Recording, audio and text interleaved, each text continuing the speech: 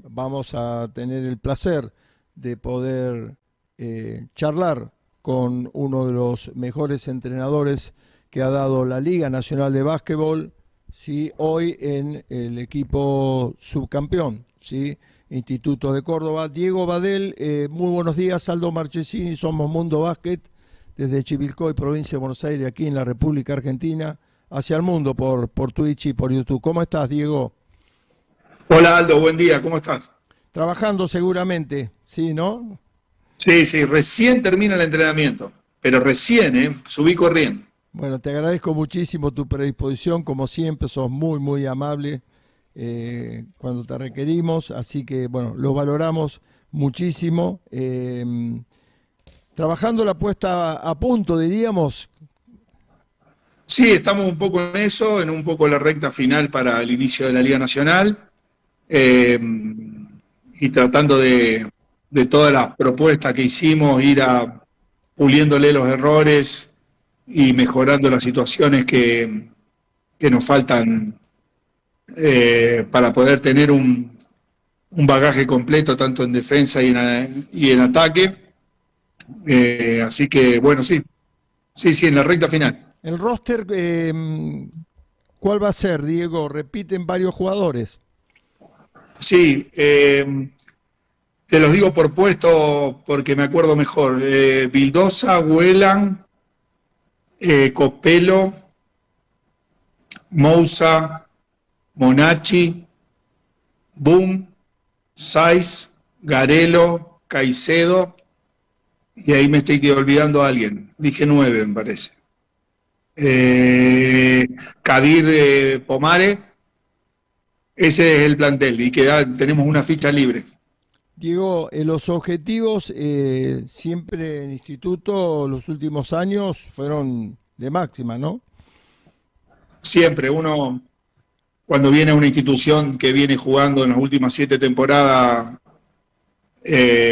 semifinal o finales, sabe que dónde viene y es casi obvio, tener la vara alta.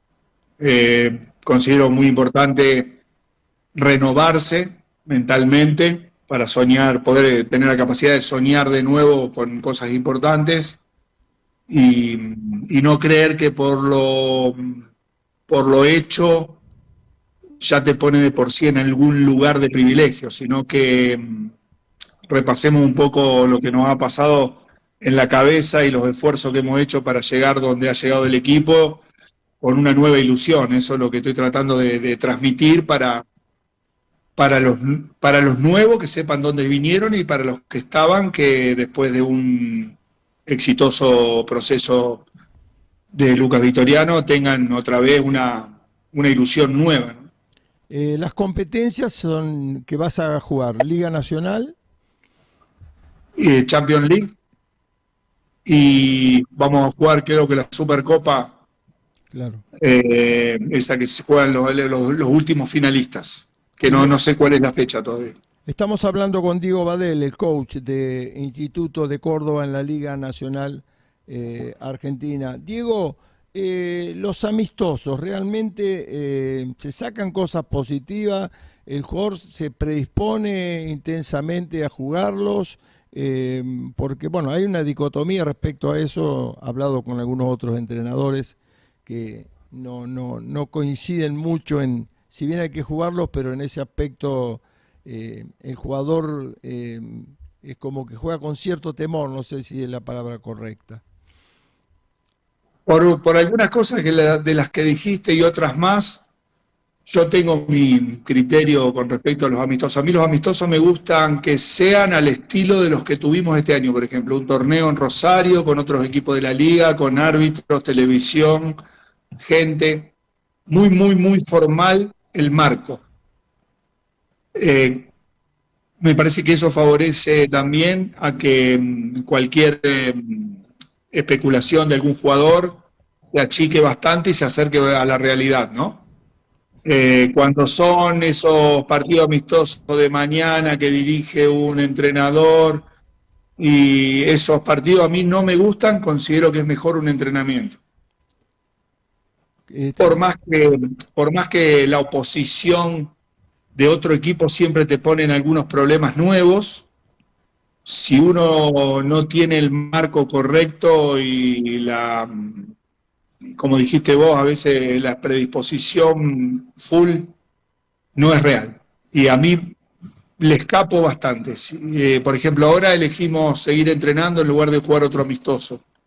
Consideramos que los amistosos que hicimos eran suficientes y todavía no tenemos el equipo con todos los jugadores, todavía nos falta Jalen Hathaway volver. El roster que te dije antes no lo incluía Jalen Hathaway.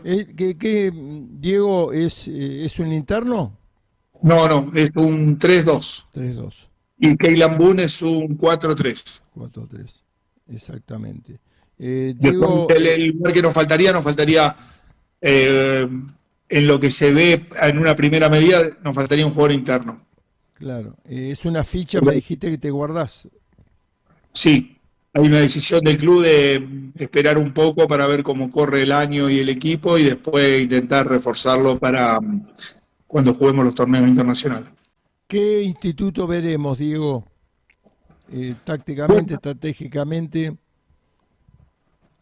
Ya hemos jugado un partido y creo que hemos mostrado este fin de semana pasado lo que yo quiero. Me fui muy por encima de mis expectativas, me fui de Rosario, porque vimos lo que yo quería, un equipo que en defensa sea agresivo y tenga las defensas de pick and roll sean agresivas para poder provocar al otro equipo, que corra bien la cancha muy abierto, que hilvane pases correctamente para poder sostener ventaja y no solo por pasarse la pelota, ser permanentemente ofensivo en cualquier acción y en cualquier segundo. Y supimos salir de momentos malos que a veces uno en pretemporada le cuesta, y después supimos sostener resultados. Y yo creo que con tan poco entrenamiento y algunos jugadores que terminaron muy tarde la temporada, se fueron de vacaciones y llegaron un poco crudos, le digo yo, porque sin ningún entrenamiento previo particular, digamos, para presentarse en la pretemporada, lo hicieron excelente y mostramos buena forma física. Así que la verdad que es el equipo que vimos y yo quiero que eso lo hagamos mucho mejor todas las veces, ¿no?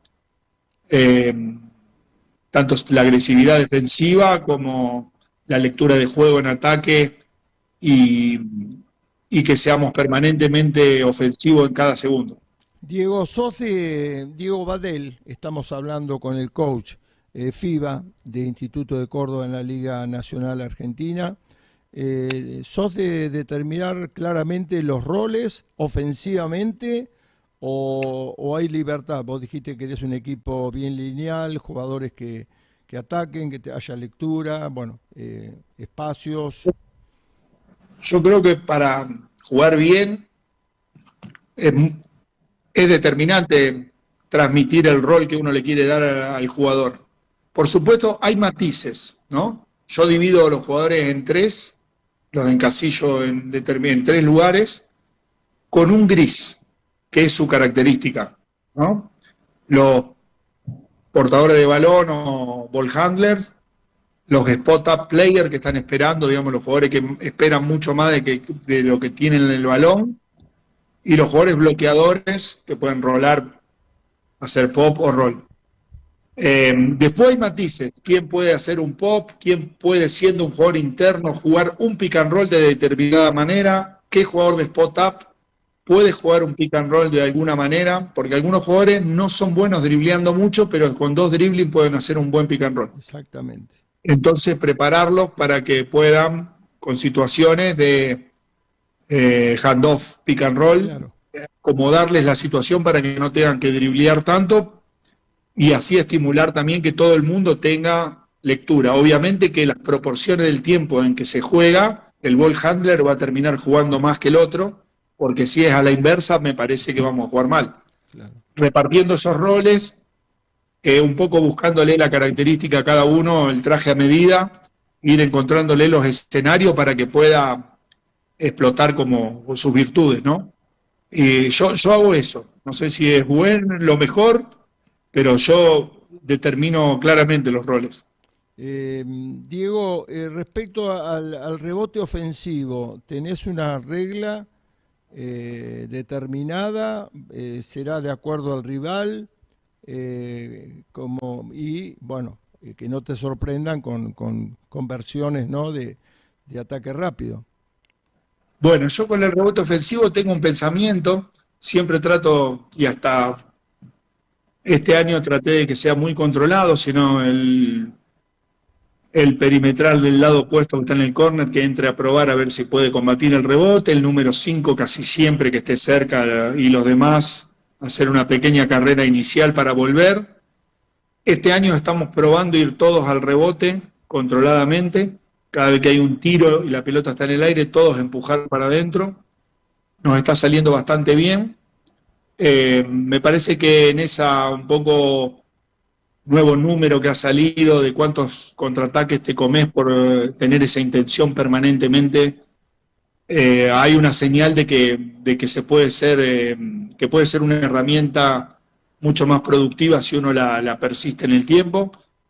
También creo que hay muchos partidos que se están definiendo con rebotes ofensivos, entonces me parece que le estamos poniendo un poquito más a eso y también midiéndolo, a ver qué consecuencias trae, ¿no?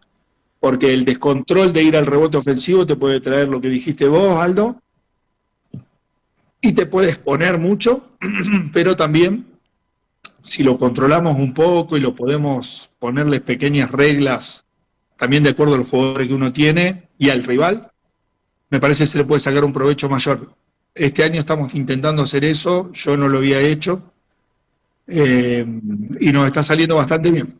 A partir de ahí, Diego, de esta forma de atacar el ataque, el rebote ofensivo, sería el plan A. Plan B puede ser el jugador que esté cerca en la pintura, que vayan los demás atrás. Sí, Y a mí me gusta el específicamente, del lado opuesto al tiro. claro, Si los tiros son, o si el tiro es de frente, intentar volver a defensa, depende de quién estoy defendiendo y depende de qué partido, pero hacer una especie de banana hacia el aro e intentar, con si me puedo tocar algo, con y tres volver. jugadores, Pero generalmente lo propongo cuando es del lado opuesto. Cuando los tiros son de frente, son bastante complicados cuando hay rebote largo. Hay claro. muchos rebotes dando vuelta en la zona fuera de la pintura, corta, digamos, ahí en las líneas de la pintura, en las líneas externas de la pintura, donde uno, si puede hacer una prueba de llevarse algo ahí o cachetear para afuera, puede sacar rédito. Pero, digamos, lo tradicional es lo que dije antes, dos jugadores al rebote, el del lado opuesto y el 5, y ahora estamos intentando que todos vayan un poco. Claro, claro. Y la defensa es a partir, o sea, si cargas con varios jugadores al rebote, automáticamente vas a presionar en todo el campo, en hombre a hombre, con el jugador más cerca. ¿Cómo vas a manejar la transición defensiva cuando necesites ser bien agresivo desde la defensa? El incentivar esto, lo que estamos probando es que te pone ya prácticamente en una posición de agresividad, Aldo. Claro, Porque uno va al rebote, si el jugador que está delante mío toma la pelota, yo ya desde ahí lo puedo defender. Lo importante es que no me pasen y tratar de contener los primeros dribbling para que no me rompan mi lugar y poder empezar la presión. Es muy difícil presionar todo el campo, porque cuando puede no haber está la cambios de pelota marca detenida, y claro, quedar un grande con un pequeño que lo puede pasar, ¿no? claro. Entonces es bastante, se necesita lectura y que pasen varios errores para ir masticándola. Si estamos todos equilibrados de posición, el uno agarra el rebote y nuestro uno que entró al rebote ofensivo está al lado, puede ya empezar la presión Claro. y no dejar que suban la pelota rápidamente, ¿no? Y estamos todos cerca de nuestro defendido. Esa es un poco la idea también, ¿no? Del rebote ofensivo si uno no lo agarra, empezar desde lejos. Y después medir a qué equipo se le puede empezar desde lejos y a qué equipo no merece la pena esa porción de energía y ponerla después de la mitad de cancha, ¿no? Claro. Diego, con las reglas defensivas en tres cuartos de cancha, de acuerdo a las características, o vas a usar eh, determinadas reglas como base, diríamos. Yo hago una defensa básica eh, que tiene matices de acuerdo al rival. Eh, por supuesto de la característica de los jugadores. Pero la defensa es básica. Si yo digo instituto, se defiende, ya saben todos los jugadores cuál es la defensa que hacemos en todas las situaciones. Si el portabalón no tiene tanto tiro, lo aclaro. Hay un matiz. Si el 4 no es tan tirador, para que cuando hace un bloqueo, aclaro también cómo lo vamos a defender. Pero yo creo que son las dos situaciones. Si tiene tiro el bloqueador o si tiene tiro el portabalón. Y voy un poco, o cambio la regla o le hago un matiz a la regla nuestra porque creo que uno tiene que ir, no tiene que cambiar tanto las reglas, sino que tiene que ir teniendo experiencias y solucionando problemas con su regla para que se transforme en inmune a cualquier cosa que quiera hacer el rival. Porque lo más fácil es cambiar la regla, pero entonces nunca sabes qué haces bien ni qué te hace ganar. Diego, respecto a las reglas, planificás, cauteás y dicho jugador no te funciona esa regla, automáticamente o es cambio de jugadores, relevos o cambiás la regla, ¿no? Porque muchas veces se deja tirar a determinado jugador, ¿no? Y ese día ese jugador está... ¿Cómo te manejás ahí?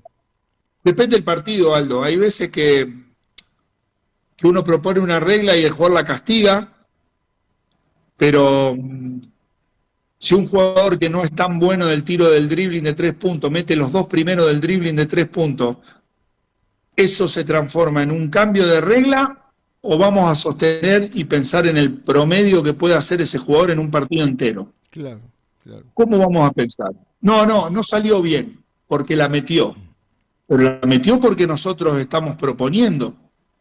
Ahora, si estamos proponiendo eso, no pasó otra cosa, que es la que a lo mejor nos estamos defendiendo. Entonces hay un montón de matices bastante profundos para ver cómo cambiar una regla. Claro. Por supuesto, si nosotros proponemos que no pase algo y pasa permanentemente, yo creo que ahí sí se puede cambiar la regla o corregir al jugador que lo está ejecutando mal, se está dejando bloquear, llega tarde a la defensa. Ahí ya es una cuestión del jugador. Por eso también es claro, hay que dejar en claro quién comete los errores,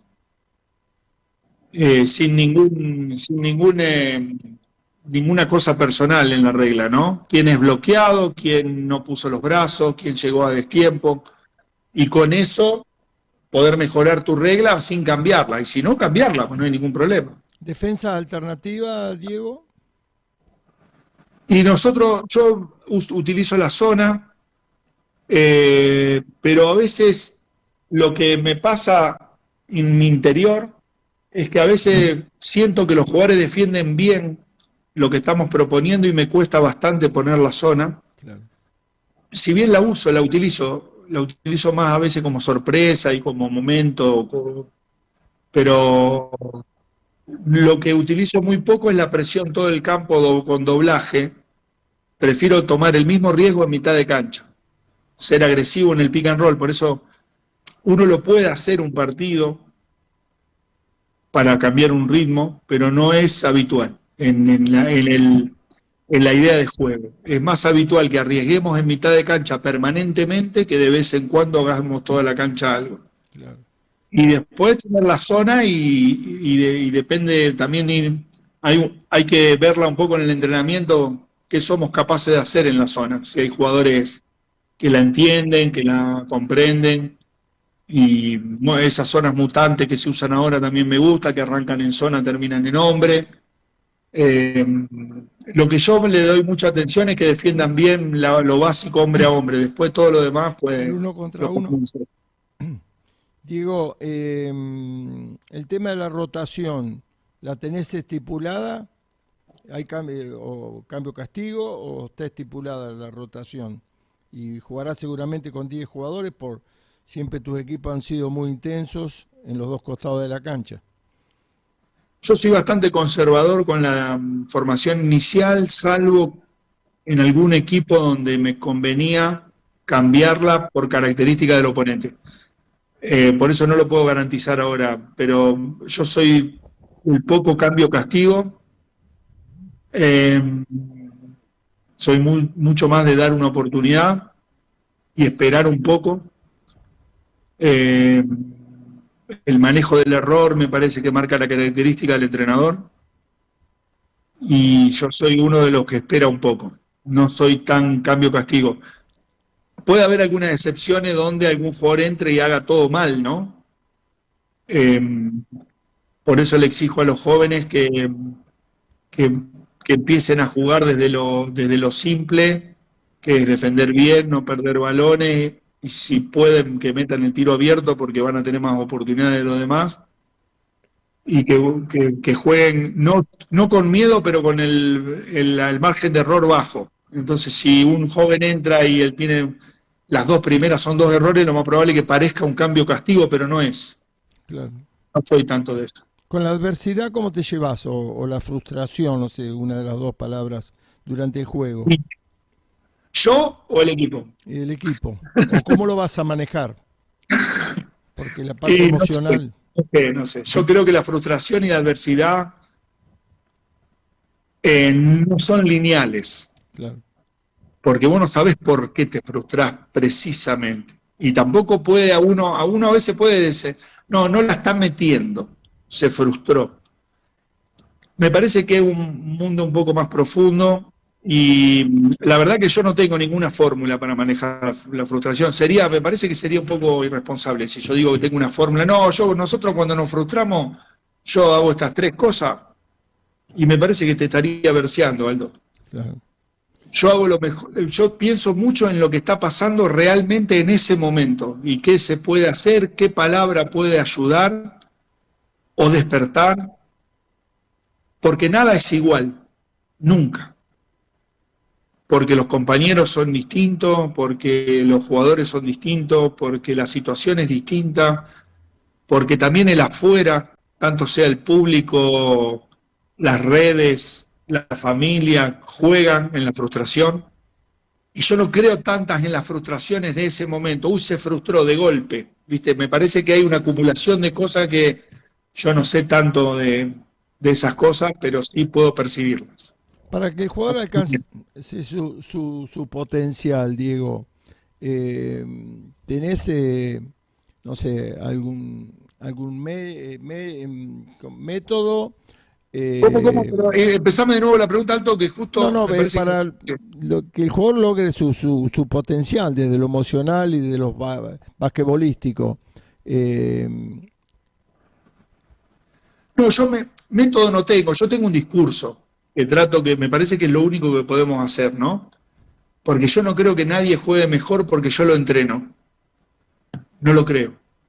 Yo creo que yo puedo tener un discurso, una transmisión de valores, un liderazgo, pero también necesito a los compañeros para que ayuden a alguien, también necesito a su familia, necesito un montón de cosas para que un jugador llegue a su techo.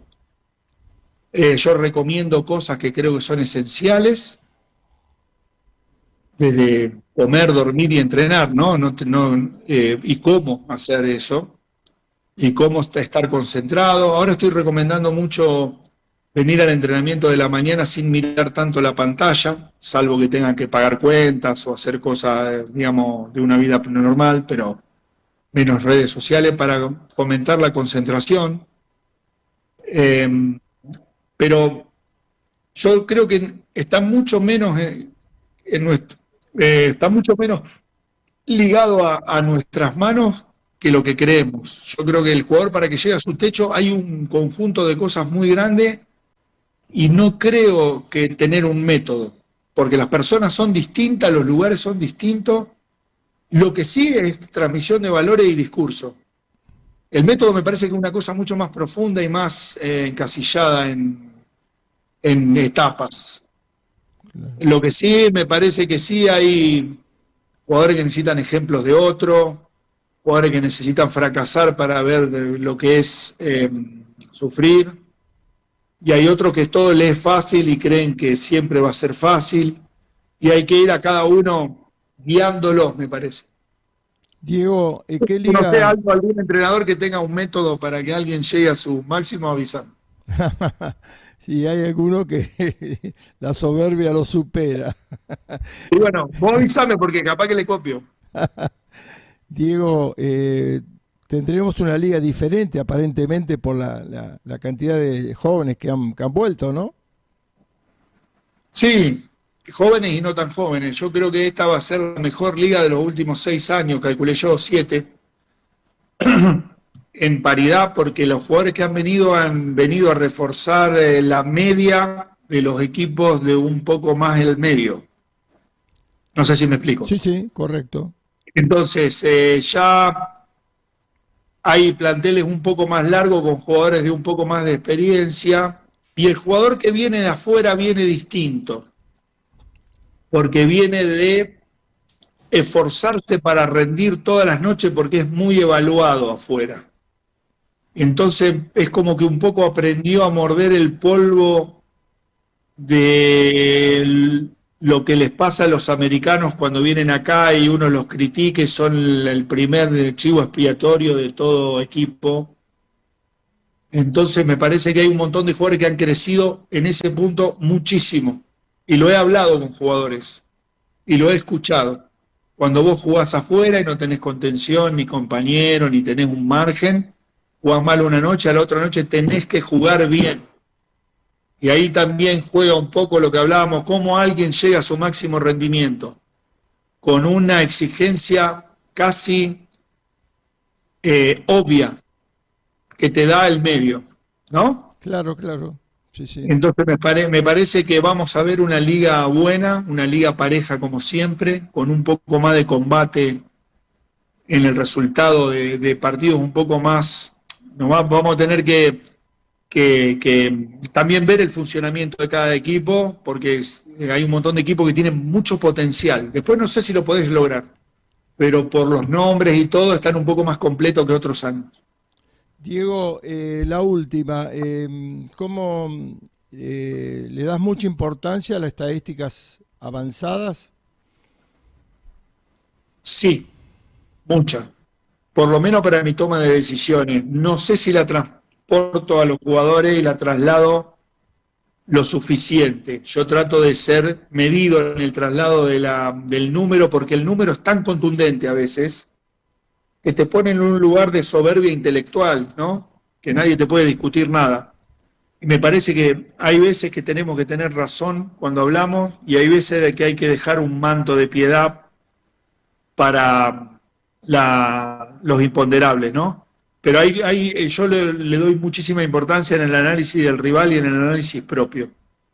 Y pongo hasta algún objetivo de estadística avanzada que me parece que tienen, o sea, es como buscado siempre en cada rubro qué número te pone en un lugar de buen equipo.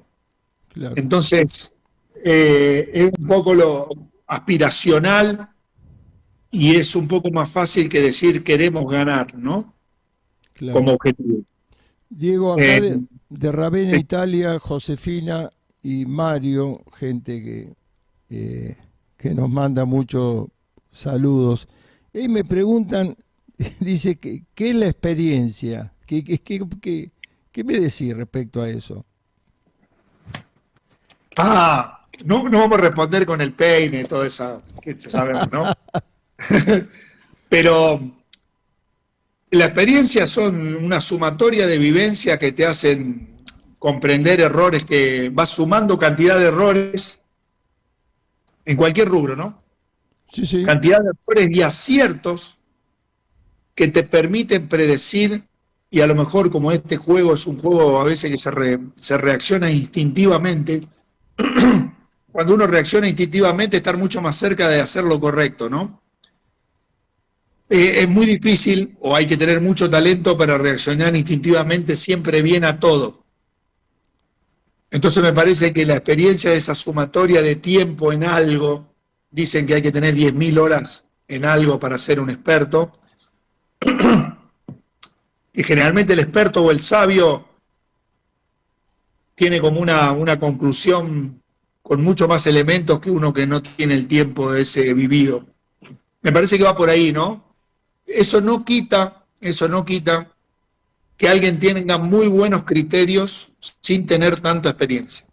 Por eso valoro también, hay mucha gente joven que maneja criterios correctos y se desempeña muy bien sin tener tanta experiencia, porque si no vamos a creer, como muchas veces me dijeron, que solamente los que tienen experiencia pueden hacerlo bien, y para mí es mentira. Es cierto, la última, digo, es cierto que el éxito relaja, como se dice habitualmente. Yo creo que hay un porcentaje de comodidad del ser humano que, independientemente de la voluntad, es de ponerte en un lugar después de obtener algo, descansar. Cualquier cosa, tu mente.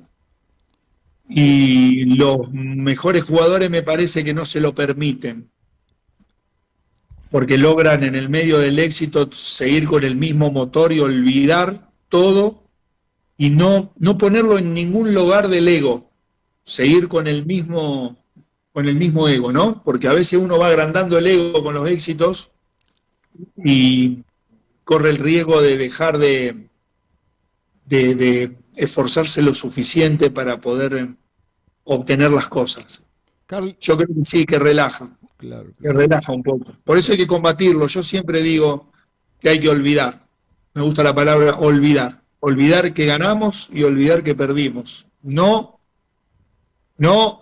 sumar la experiencia, pero sí olvidar mucha amargura, mucho error. Hay que olvidar y renovarse, resetear.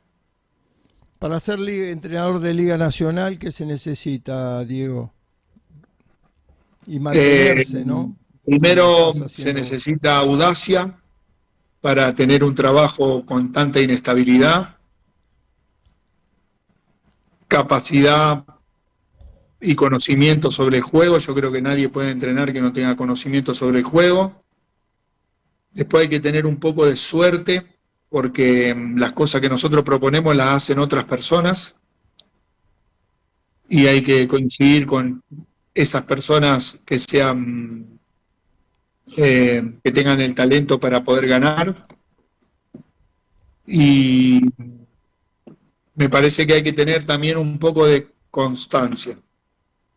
Un poco de... Digo, Perdón. cerca de la obsesión, a Ah, veces. claro, claro, claro. Diego, agradecido, realmente es muy lindo charlar con vos de básquet, sos muy humilde, abierto, no tenés, nunca te guardás nada y bueno, va a ser una linda nota que vamos a subir a nuestro canal de YouTube, porque bueno, siempre nos dejás aprendizajes, nos refrescás la mente. Ojalá te hayas sentido cómodo y bueno, mis mejores deseos de parte de Mundo Básquet y todos los que hacemos este humilde programa que, bueno, a Carlos acá de Neuquén te manda felicitaciones por tu felicitaciones por todo lo realizado hasta ahora, dice. Así que bueno, ojalá te hayas sentido cómodo, lo mejor para esta próxima Liga Nacional y todas las competencias que vas a hacer. Así que lo mereces como persona y como hombre de básquetbol de toda la vida.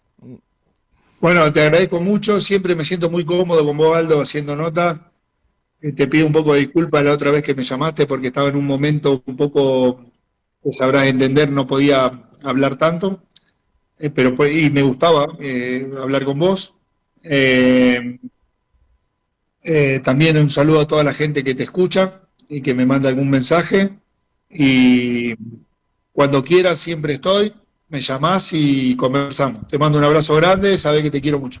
Gracias, Diego, igualmente. Gran persona. Yo también te aprecio, te quiero, Diego. Y nos estaremos en contacto seguramente. Buen fin de semana. Muchas Gracias, gracias por Diego. todo. Fuerte, fuerte abrazo.